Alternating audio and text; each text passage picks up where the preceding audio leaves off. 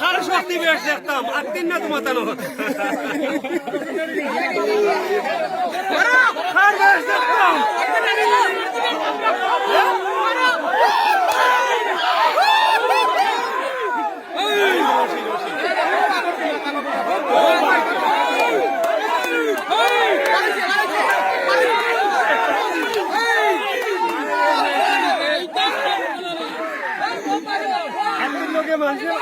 মানুষের লোকে আপনি মারছেন না দেখা গেল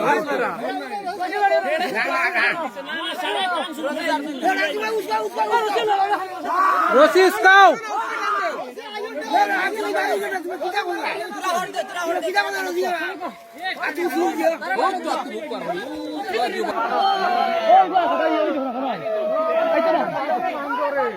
আইতো না ও তে হইছে না হইছে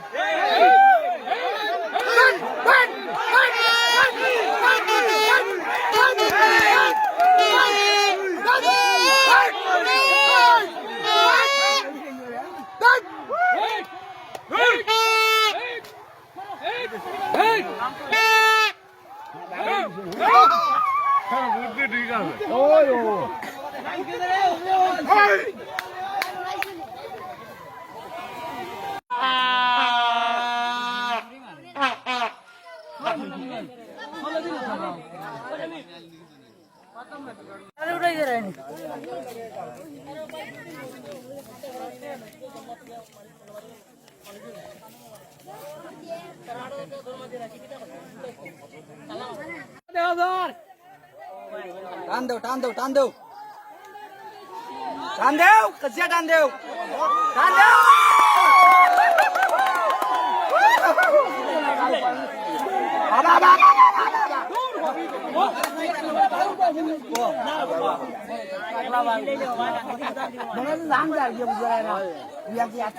আচ্ছা শুনা পাইছো আজি ইয়াত বনৰীয়া হাতীৰ জাক এটা আহিছিল এই বিষয়ে আপুনি কি ক'ব আজি ৰাতিপুৱা মানে 4টামান বজাত মানে প্ৰায় 100 হাতীৰ জাক আহি আমাৰ বহুত কুঁহিয়াৰ খেতি লোকচান কৰিছে প্ৰায় 50 বিঘামান খেতি ভাঙি বিনষ্ট কৰিছে আচ্ছা এই বিষয়ে বন বিভাগক কিবা খবৰ দিয়া হৈছিল নেকি খবৰ দিয়া হৈছে মানে তেওঁলোকে কোনো সহায় কৰা নাই মানে বন বিভাগ আহি পোৱা নাই আহি পোৱা নাই আচ্ছা পিছত কি হৈছে পিছততো আমালোকে ৰাইজৰ মানুহ একগোট হৈ মানে আমাৰ ৰছীডাল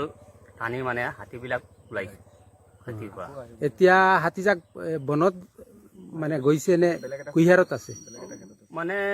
বেলেগৰ ক্ষেত্ৰত আছে মানে এতিয়ালৈকে বনত যোৱা নাই